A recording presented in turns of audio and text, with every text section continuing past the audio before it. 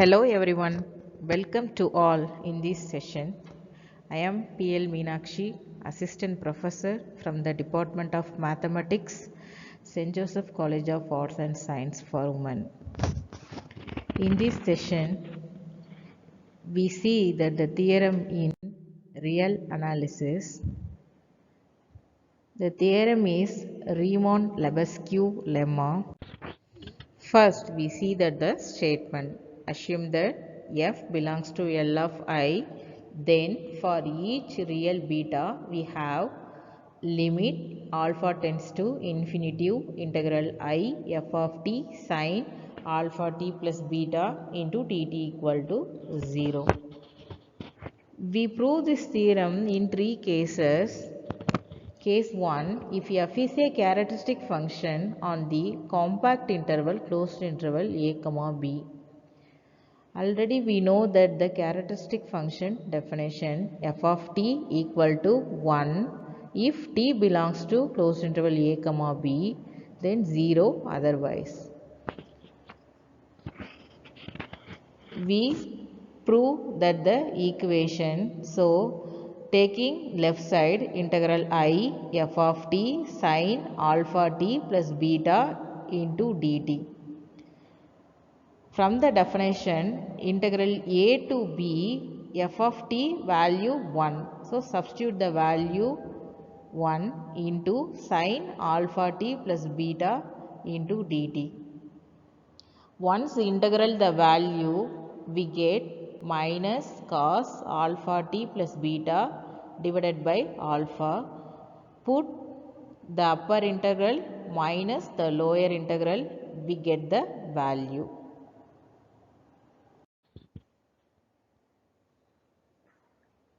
Taking modulus on both sides, then left side modulus integral I f of t sine alpha t plus beta into dt. So inside the modulus we put less than equal to. So less than equal to this value. Next put, already we know that cos of modulus cos of pi less than equal to 1. So modulus cos alpha b plus beta less than equal to 1. Next cos alpha a plus beta less than equal to 1. So 1 plus 1 2 less than equal to, then whole modulus less than equal to 2 by alpha. Then we put the limit alpha tends to infinitive, then 2 by infinitive, anything by infinitive 0. Then case 2, f is a constant function on open interval a comma b and 0 outside the interval closed interval a comma b. Then the integral I f of t sine alpha t plus beta into dt. Then f is constant on the interval a comma b, so that the interval a to b constant, so f of t means c into sine alpha t plus beta into dt. Then we get the value c once the integral that equation. So sine of alpha t plus beta, we get minus cos alpha t plus beta divided by alpha. Then we put the upper value minus lower value, we get the answer. Taking modulus on both sides, so integral whole modulus integral f of t sine alpha t plus beta into dt, so less than or equal to inside the modulus. Next we know the value modulus cos alpha b plus beta less than or equal to 1. So substitute the values, so less than or equal to c into 1 plus 1 divided by modulus alpha. So next less than or equal to 2c by alpha.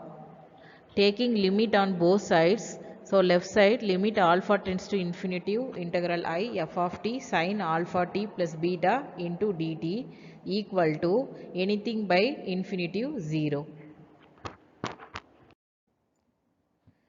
Then case 3, given f belongs to L of I, if epsilon greater than 0, there exists a step function. Now we prove this case to use the step function. What is step function definition? There exists a positive m such that modulus integral s of t sin alpha t plus beta dt less than epsilon by 2 if the condition alpha greater than or equal to m. Again, integral I modulus f minus s less than epsilon by 2. So use the condition alpha greater than or equal to m. So integral I f of t sin alpha t plus beta into dt.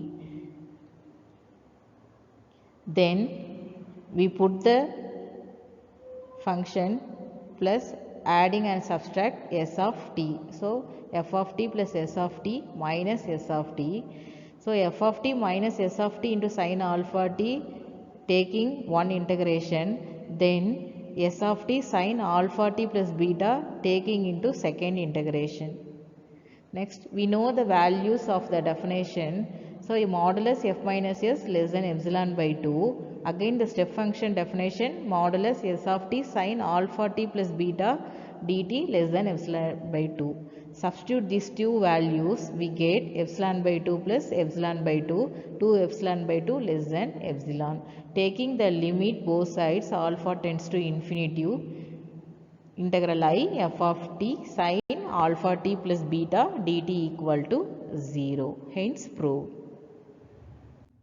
Thank you.